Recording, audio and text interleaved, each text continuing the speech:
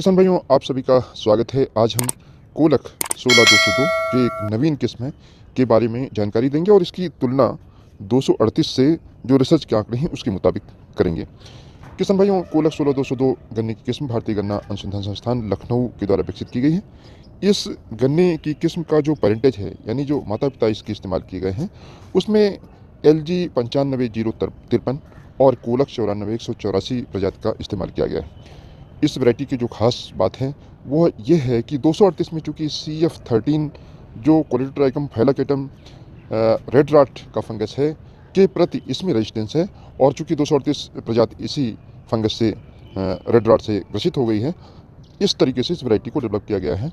और दूसरी बात इसमें है कि ये वैरायटी बिल्ट के प्रति भी रोधी है। Top borer, early shoot borer इस वैरायटी में कम लगते हैं। रूट बोरर का प्रकोप नहीं देखा जा रहा है। तो हम ये कह सकते हैं जो अभी वर्तमान में 238 और 118 में समस्याएं विद्यमान हो रही हैं और बढ़ती जा रही हैं, उसको ध्यान में रखते हुए इस वैरायटी का डेवलपमेंट किया गया है। अब अनुसंधान के आंकड़े अगर हम 238 से इस वैरायटी की तुलना करते हैं तो इसकी उपज 93.32 टन पर हेक्टेयर, यानी मोटे तौर पे आप कह सकते हैं 933 कुंटल प्रति हेक्टेयर का उत्पादन इसका मिला है। अगर 238 की बात करते हैं तो उसका उत्पादन रिसर्च में 900 कुंटल पाया गया था। सरकरा की अगर बात करें तो सरकरा का प्रतिशत इस वैरायटी में 17.74 यानी 17.74%, जबकि 238 गन्ने की इसमें 17.90% था, यानी सरकरा की मात्रा 238 में ज़्यादा थी। इसी तरीके से अगर पोल इन केन की बात करते हैं तो इस वैरायटी में 13.57 पोल इन केन पाया गया, जबकि जो 238 गन्ने की किस्म थी उसमें पोल इन केन का प्रतिशत 13.92% था। पेड़ी गन्ने की अगर बात करते हैं तो इसका मामूली बढ़ोतरी है, 1.32% ज़्यादा पोल इन केन ज़्यादा पेड़ी की उपज इस गन्ने की किस्म में 16202 में मिलती है। अब किसान भाई बात करते हैं किसान के लिहाज से इस वैरायटी में कौन से लक्षण मौजूद हैं।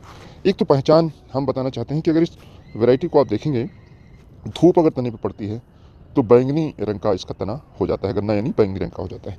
अगर धूप नहीं पड़ती है तो धूसर पीलापन, यानी बहुत साफ पीला नहीं, थोड़ा सा पीलापन दिखाई पड़ता है। पत्तियों की बात करें तो पत्तियों की चौड़ाई मध्यम चौड़ाई की पत्तियां हैं। अगर हम गन्ने की छिलाई के लिहाज से बात करें तो इस वैरायटी की पत्तियां थोड़ा हल्की मध्यम चिपकी रहती हैं, यानी आसानी होती है गन्ने की छिलाई में। रूट हेयर्स अगर हम बात करें कि गन्ने की पत्तियों पर रोम यानी कांटे पाए जाते हैं कि नहीं, इस वैरायटी में कांटे बिल्कुल नहीं पाए जाते हैं। जो आँख की आकृति है वो एक तरीके से अंडाकार है। आँख के नीचे नाली नहीं पाई जाती, मध्यम आकार की नाली आप देख सकते हैं। हस्त दंतिका आकार के लक्षण देखे जाते हैं। कोई भी पित्त यानी जो गूदा पाया जाता है वो नहीं है, बिल्कुल ठोस गन्ना है। गन्ने की लंबाई की बात करें, मझोला लंबाई का गन्ना है। मोटाई की बात करें, मध्यम मोटाई का ये गन्ना है। अब अगर हम इस लिहाज से बात करें कि इसमें टिलरिंग और जमाव कैसा है, जमाव इस वैरायटी का बहुत अच्छा है और टिलरिंग भी मध्यम टिलरिंग का गन्ना है। बहुत ज़्यादा तो नहीं कह सकते, लेकिन मध्यम टिलरिंग का गन्ना है जो रिसर्च के आंकड़े इस वैरायटी के में बताते हैं।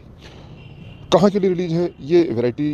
पहले जो रिलीज हुई थी उस मध्य क्षेत्र और पश्चिमी क्षेत्र के लिए हुई थी, लेकिन अब ये पूरे उत्तर प्रदेश में इस वैरायटी को एडाप्ट कर लिया गया है। किसान भाइयों, गन्ने की पत्तियों और अगोले की बात करते हैं तो अगोला इसमें आखिरी तक अभी आप देख रहे हैं इस गन्ने में बना हुआ है। और साथ ही में अगर हम पत्ती के आकार की बात करते हैं कि उनका ओरिएंटेशन कैसा है तो धनुषाकार है, यानी जैसे धनुष होता है उस तरीके से पत्तियां हैं। लेग्यूल बहुत ज़्यादा नहीं है, इंसिपिएंट जो जॉइंट है, गन्ना सीधा बढ़ता है, जिग जैग नहीं बढ़ता है। ये लक्षण इस वैरायटी में नहीं है। अब किसान के लिहाज से अगर हम इस वैरायटी को लगाना चाहें तो हम ये बताएंगे कि बीज आप उत्तर प्रदेश गन्ना शोध परिषद शाहजहाँपुर से, भारतीय गन्ना अनुसंधान संस्थान लखनऊ से, गन्ना विकास परिषदों से प्राप्त कर सकते हैं। और लगाने का तरीका किसान भाइयों वो ये है कि इस वैरायटी को आप ट्रेंच विधि से लगाएं। 4.5 फीट लाइन से लाइन की दूरी रखें।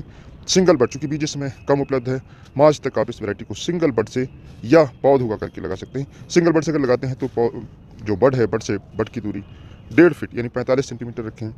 लाइन से लाइन की दूरी 4.5 फीट रखें यानी 135 सेंटीमीटर रखें।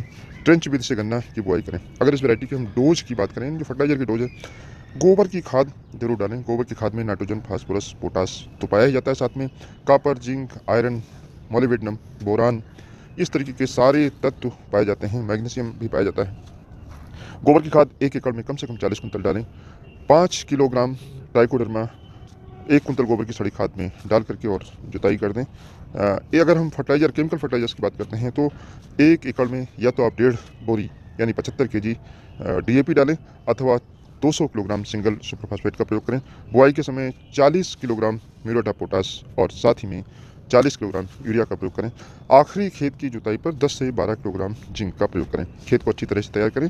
बीज का शोधन जरूर करें। ये हम इसलिए बता रहे हैं क्योंकि 238 गन्ने की किस्म में रेड रॉट लगा हुआ था और बोरर की जो पॉपुलेशन है, रेड रॉट की इनोकुलम की जो पॉपुलेशन है, गन्ने के खेत में जहाँ 238 बोया गया उसकी ठूंठों पर, पत्तियों पर रेड रॉट का इनोकुलम है। अगर ट्राइकोडर्मा आप 5 किलोग्राम प्रति एकड़ की दर से 1 कुंतल गोबर खाद मिलाकर के डाल देते हैं तो रेड रॉट का जो फंगस है उसकी पॉपुलेशन को हम काफ़ी हद तक कम कर पाएंगे। तो हमारी नई किस्में अगर हम बोते हैं उस खेत में तो वो प्रभावित इससे नहीं होंगी। साथ में जो बहुत से बायोकेमिकल्स ट्राइकोडर्मा के द्वारा बनाए जाते हैं उससे रूट का प्रोलिफरेशन होता है, जड़ों की संख्या बढ़ती है, जड़ें अच्छी होती हैं। धन्यवाद। जय